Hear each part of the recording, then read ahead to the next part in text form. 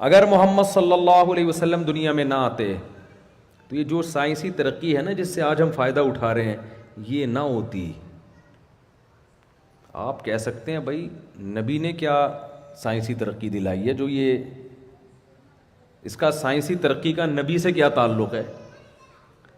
یہ بات انگریزوں نے لکھی ہے کہ اگر محمد دنیا میں نہ آتے صلی اللہ علیہ وسلم تو لوگوں کے جو کانسیپٹ تھے نا جہالت والے وہ کانسیپٹ کلیئر نہ ہوتے.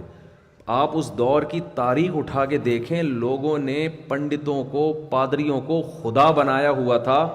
توہمات کی دنیا میں سائنس ٹیکنالوجی تو عقل کہتی ہے نا استعمال کرو, عقل استعمال کرنے پر گورنمنٹ کی طرف سے پابندی تھی.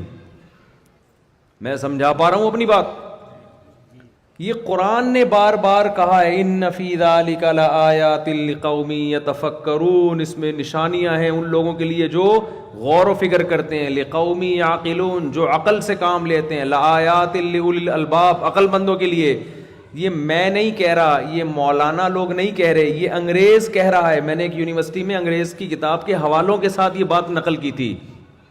گورا کہتا ہے کہ قرآن کے اور اسلام کے دنیا میں آنے کے بعد عقل کا استعمال شروع ہوا ہے, اس سے پہلے لوگ عقل استعمال نہیں کرتے تھے.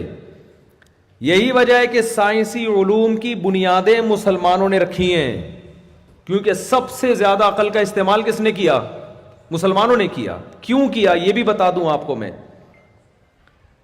پہلے تو میں یہ عرض کروں, گوروں نے انگریزوں نے یہ بات لکھی ہے کہ اگر مسلمان سائنسدان نہ ہوتے تو آج ہم سائنسی عروج کی جس انتہا کو پہنچے ہوئے ہیں یہاں پر ہم نہ ہوتے. 500 سال کم سے کم ہمیں لگتے یہاں پہنچنے کے لیے. اسلام نے ہمارا 500 سال کا راستہ بچایا ہے.